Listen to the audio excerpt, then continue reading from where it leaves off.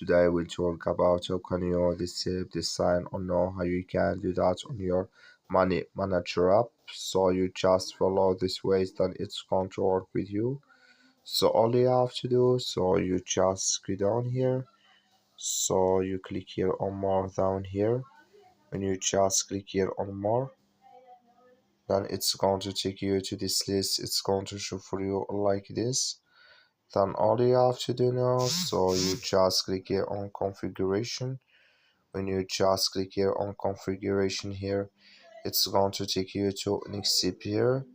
It's going to show for you like this. Then you go down, just come here to carry over settings. You just click on it here, then it's going to show for you a list like this here. You click on off. So then here carry over settings disable with us now. So that's all you have to do. Thank you for watching. Don't forget to support us by liking,